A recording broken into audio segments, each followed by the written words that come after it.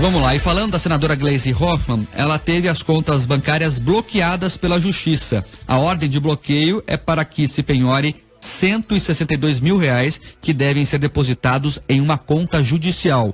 Mas só parte do dinheiro foi localizado pela Justiça. O objetivo é garantir o pagamento de uma indenização por danos morais a Michele Caputo Neto. Ele é ex-secretário de Saúde de Curitiba e também do Paraná. Michele Caputo processou a senadora e presidente do PT por causa de uma declaração difamatória que ela fez em 2008. Num blog pessoal, Gleisi acusou Michele Caputo de ser o maior operador de sacanagem do PSDB do Paraná. Essa foi a frase da Gleisi. Gleisi foi condenada inicialmente a pagar R$5 mil. A defesa dela recorreu ao STJ e a sentença foi elevada, com a justificativa de que a situação econômica do ofensor deve ser considerada para que seja desestimulado a prática de novas condutas ofensivas. O valor da indenização aumentou para R$50 mil. Com as correções de multas, o valor hoje está em R$162 mil. Então tá aí, portanto, a Gleisi condenada a pagar e teve as contas bloqueadas a pagar uma indenização por ofensas ao ex-secretário de Saúde do Estado, Michele Caputo Neto. 7h36 agora.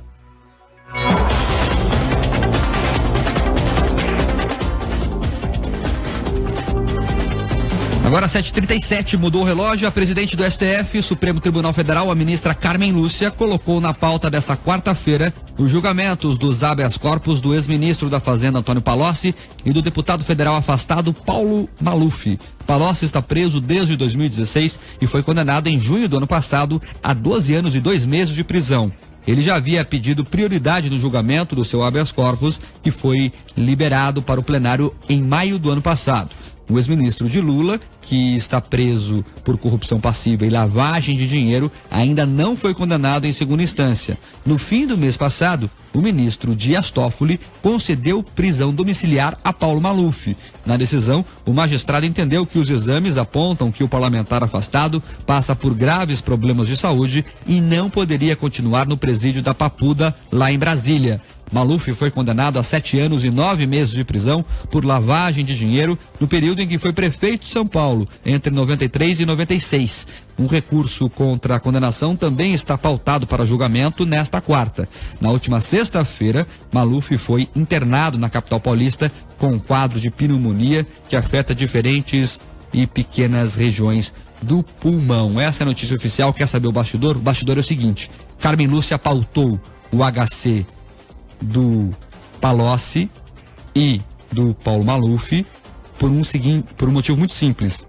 Ela quer ocupar a pauta para impedir que ministros tentem forçá-la a votar a ADC, a ação direta de constitucionalidade, que pode liberar os presos de segunda instância. Então, o que temos no Supremo Tribunal Federal nesse momento é uma queda de braço entre Carmen Lúcia, a presidente do STF, e os ministros que querem discutir a questão da prisão em segunda instância, em especial o ministro Celso de Mello, que tem sido aí um defensor dessa causa. Quem acompanhou o julgamento do HC do Lula viu, inclusive ele foi indelicado com a ministra Rosa Weber e com a Carmen Lúcia. Tamanha era a raiva dele de não ter conseguido aí dar o HC a Lula. Então a Carmen Lúcia está usando o regimento. O HC tem prioridade, então quando a ministra pauta o HC, que tem prioridade na pauta, ela ocupa a pauta e não deixa que os outros ministros pró-Lula tentem forçar votar uma ADC, porque o que acontece? Nessa ADC, Rosa Weber de novo é uma incógnita, ela pode votar a favor da ADC e aí Lula estaria nas ruas a partir da próxima quinta-feira. Vamos ver como é que vai se desenrolar essa briga amanhã lá em Brasília. 7h40. Vários ouvintes participando aqui da nossa programação desde bem cedinho. A participação aqui do telefone 4758, dizendo que o Moro está correto de não permitir visitas fora do padrão lá na PF. Também tem gente reclamando aqui, ó, aproveitar que o pessoal da Informática tá aqui, que a live tá fora do ar e também que o Rick Mais, Não, né? a live tá no Facebook aqui, ó, já facebook.com/RickMaisPR e também facebook.com/Jovem Pan. O pessoal já tá falando com a gente aqui, ó. Bom dia, teria que tirar esse povo do entorno da PF, diz aqui o Luciano Borrer. Então tá aí, a live tá no ar, ó. A Sandra parabenizando a Carmen Lúcia também. O Ediel Vicente, que tá reclamando aqui, pode ir na live lá, que lá você consegue escutar, viu, Ediel? Também tem a participação aqui do final telefone 2101, dizendo que a vantagem é que se o filho do Lula for condenado também, poderão permanecer em família na mesma cela, diz a ouvinte aqui.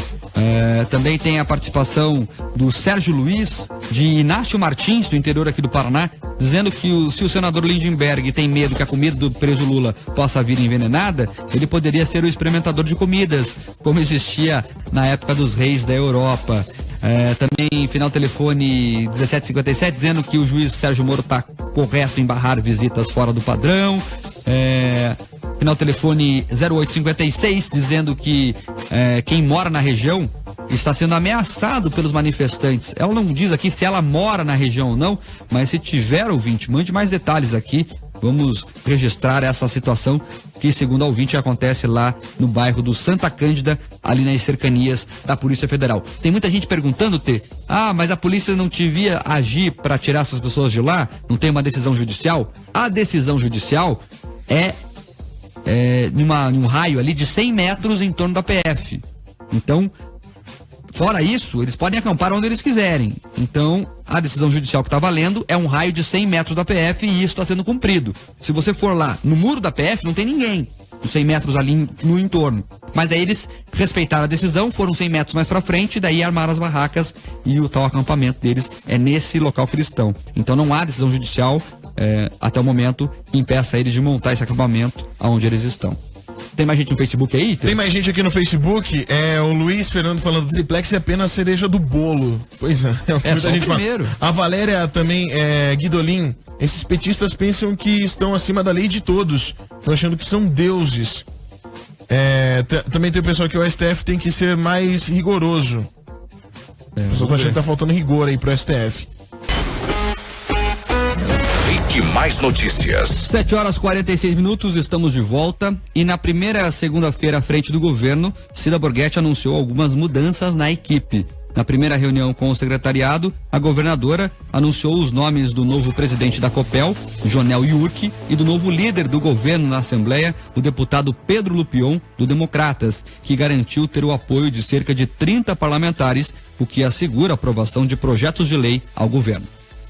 A gente tem que encarar como uma continuidade de governo.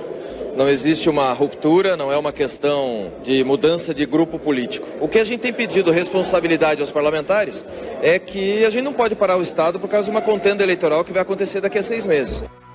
O secretário da Fazenda, Mauro Ricardo Costa, deixou a pasta na última sexta-feira. Quem assumiu foi Jorge Turmin, que já era diretor. Segundo a governadora Cida Borghetti, todas as segundas serão realizadas reuniões do secretariado. Estamos pensando numa gestão eficiente, em governar o Estado em todas as áreas, em todas as pastas, e vamos dar a resposta à população com um trabalho sério, eficiente e trazendo para uma nova composição os melhores profissionais da área. Agora 7h47 e os políticos que querem concorrer a outros cargos na eleição de outubro tiveram que renunciar às cadeiras atuais e já pensam nas estratégias de campanha. No sábado, dia 7, acabou o prazo para que alguns políticos renunciassem para concorrer às eleições de outubro. Foi por isso, inclusive, que o governador Beto Richa deixou o governo e passou o bastão para a vice-governadora Cida Borghetti, já que agora ele tentará uma vaga no Senado Federal. Mas a regra não vale só para o governador, não.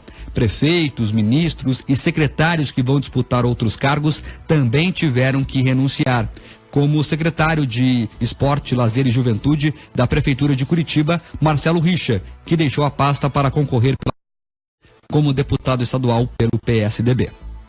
O último dia para que os partidos políticos e as coligações apresentem requerimento de registro de candidatos à Justiça Eleitoral é dia 15 de agosto. No dia 16 de agosto, a propaganda eleitoral passa a ser permitida, como carreatas, distribuição de material gráfico, comícios e propaganda na internet. desde que não paga. Essas são as regras, então, para as eleições que se aproximam. Agora 7h49. Os ouvintes participando aqui da nossa programação pelo WhatsApp. Muita gente ainda quer falar do Lula, não tem jeito. Final telefone 2953 diz que tem uma dúvida. Por que a cela do Lula foi reformada uma semana antes do julgamento do HC do Lula? Não foi reformada, essa informação é mentira. Essa sala onde o Lula está preso é onde os agentes da Polícia Federal dormiam quando vinham de outras cidades. Tinha as missões aqui em Curitiba, o pessoal de Ponta Grossa vinha pra cá. Eles dormiam nesse local, tinha beliches.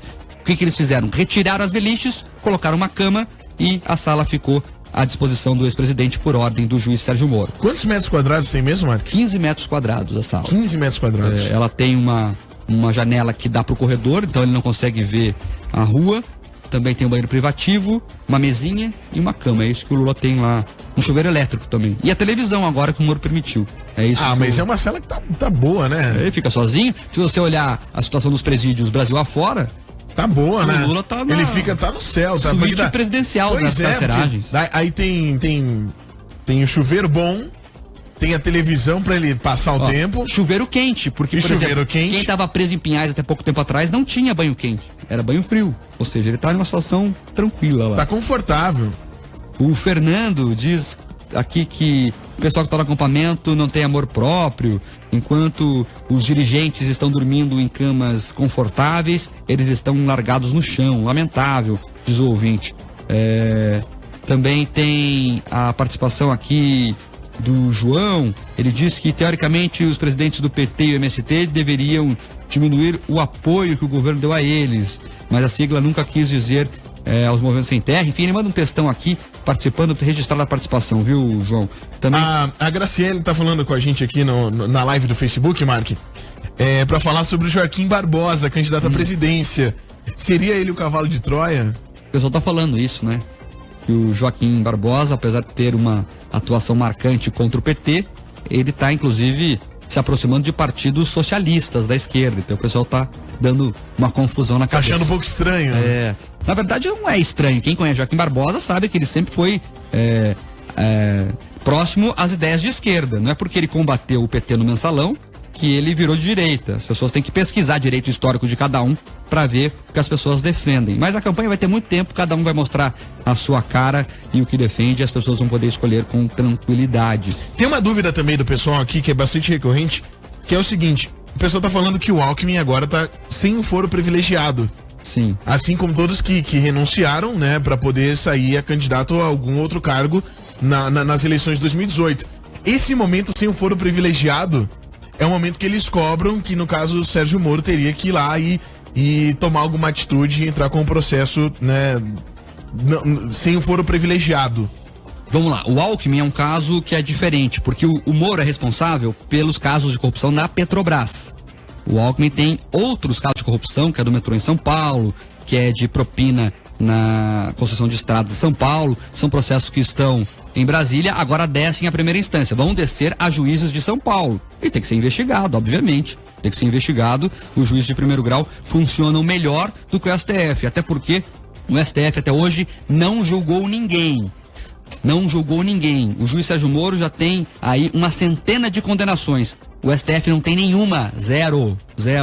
Então agora vamos ver quando descerem os processos à primeira instância, se a Justiça Federal e Justiça Estadual de São Paulo, para onde forem os processos, vão fazer a coisa andar. Agora é importante isso, porque por mais que a pessoa perca o foro privilegiado, não quer dizer que necessariamente o processo venha ao Moro. Vem ao Moro os processos com relação à Petrobras. São esses processos que descem aqui à 13ª Vara Federal de Curitiba.